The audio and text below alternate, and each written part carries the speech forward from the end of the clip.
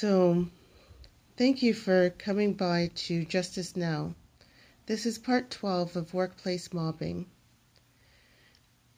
This is also very important for targets to realize that they need to distance themselves from the projections that perpetrators and their supporters hurl at them. You're going to understand what I mean by this by the end of the video. It's very important because oftentimes targets end up identifying with the very false projections and the lies that the perpetrators and the supporters hurl, so much so that it creates mental anguish. And that's what the perpetrators and the supporters have designed it to be, mental anguish and torture. And it actually drives individuals who are targeted to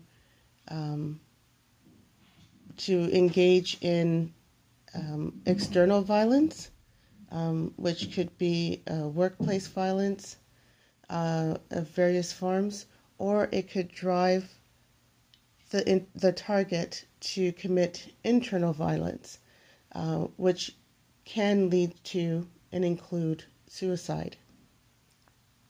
There's other forms of internal violence towards themselves, such as overeating, overdrinking, taking substance, etc. So what happens is when the perpetrators and the supporters, they're hurling projections at the target's naturally going to be confused. The reason why this happens is they are engaging in smearing campaigns and other preemptive tactics before you even knew what was going on. So to keep in mind, the perpetrators and the people that support them never meant for you to have a reasonable and fair fight. What they meant for you to have as a target is to be blindsided by the onslaught of lies, the tsunami of lies that they've hurled. So what's projection? Projection is when a disturbed or several disturbed individuals state what their qualities are, however evil it is or defective it is, and then they put it on to someone else.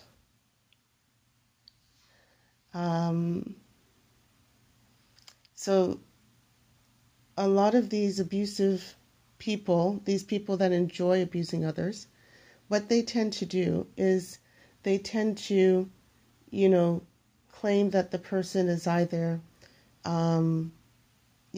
very unapproachable, very fake, very rude, very, like all the qualities that they are, they put onto the target. They put a target's name to it. So they're very cowardly. They don't like taking accountability, so they don't take accountability. They blame everybody else, right? So what happens? Well, there's this erroneous logic, this false logic that occurs in this society, where it's often said, if you have many people saying the same thing, how could they be wrong? And I like to think of myself as a critical thinker. And I can say that it can happen. And that historically we've seen this happen. But what ends up happening is because the target is confused in the beginning, because they don't know where this is coming from. Where are these lies coming from? Why are they doing this? And of course, the perpetrators and their supporters, they enjoy watching. In fact, for part 13, I'm going to put in a thing about the predatory stare, because they do a predatory stare to watch and study you on how your responses are going to be. It's very sickening what these people do. But I digress. So what they do is they hurl these projections at you in hopes that you will identify and internalize them. But let's go back to the whole thing of how can a group of people be wrong? Well, let's look at historical context. Look at Nazi Germany. There was a group of people who knew that they were murdering, incinerating, using body parts to make items. They were a group of people, but they knew what they're doing was wrong. But the main thing that they claimed was, oh, well, because, someone else who's in a leader position told them to do it, it absolves them of responsibility, which the tribunal advised, and rightly so.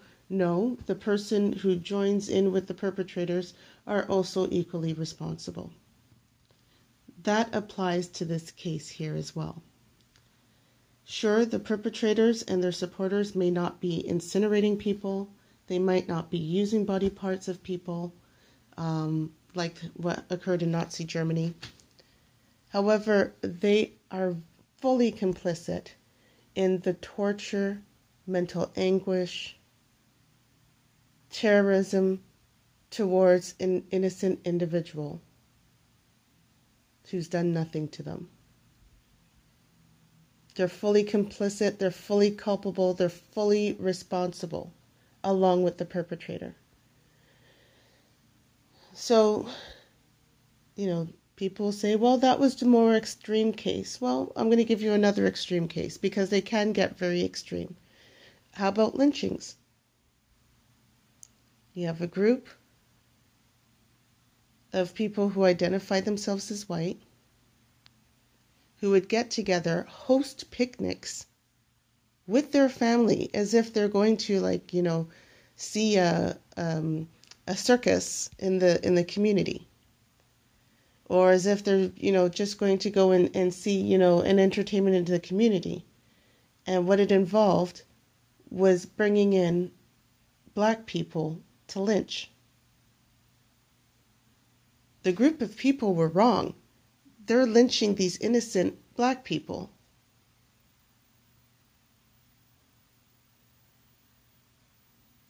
Many of which still need to face justice for what they've done. Because in many states that I understand, murder does not have a statutory limit.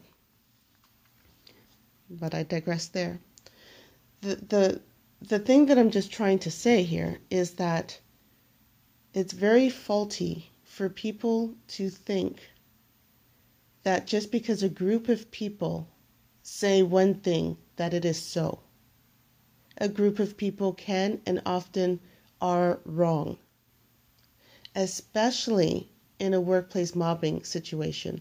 So I really think it's a cop-out for human resources and other managers and higher-ups that could solve the issue. It's a cop-out to say, oh, well, if so many people are saying the same thing, then it must be true. It's a cop-out. And it hurts the target in a number of ways. The target pays the price for something that they have nothing to do in a number of ways. It affects them psychologically, it affects them spiritually, physically.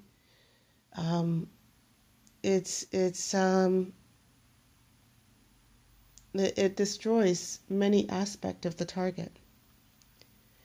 And this is why I'm trying to convey that message, that it's very important for the target to try not to identify to these projections, to distance themselves and see the perpetrators and supporters of those perpetrators for what they really are.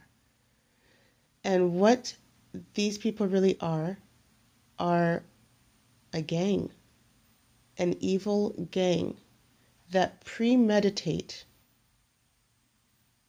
and weaponize different tactics to cause anguish towards their targets.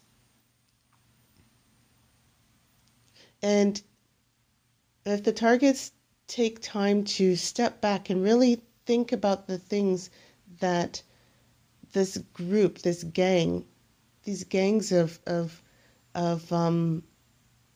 thugs in the workplace who like to disrupt people's lives because, I don't know, whatever maybe it's fun to them, they get a kick out of it, they get whatever they get out of it. That's really disgusting and at your expense. Realize that the projections that they hurl are descriptors of themselves. For instance, at work yesterday, I'm sitting in my cubicle and I'm just, doing my work. And you have two co-workers, and I use that loosely, on the other side of the aisle that talk about bitterness and being mad. Now this is the second time that they've mentioned bitterness and being mad. And it's weird. I find it very weird because there was no context. They weren't talking about bitterness and being mad before. But it's just interesting that how they try to identify it to myself. And when you come across situations like that, you got to reframe it and put it to where it really belongs. When they're calling you bitter and mad, they're bitter and mad, or they want to see you bitter and mad, which is actually disgusting because who wants to see people bitter and mad? Like, I don't know. I don't see the joy in people being bitter and mad. I like seeing the joy in people being happy and successful. And maybe that's the reason why I'm excluded from the team, because I'm not bitter and mad. So you got to reframe it like that. You got to put the reality back into what's really going on. Because if you don't and you take these on, it really causes a lot of pain. And it's not for you to take on.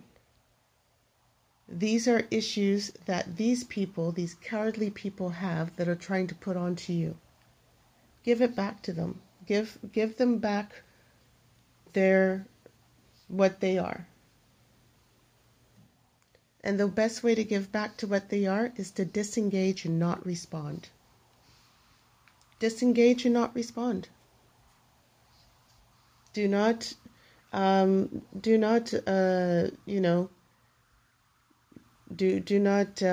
defend yourself. You never defend yourself against a lie.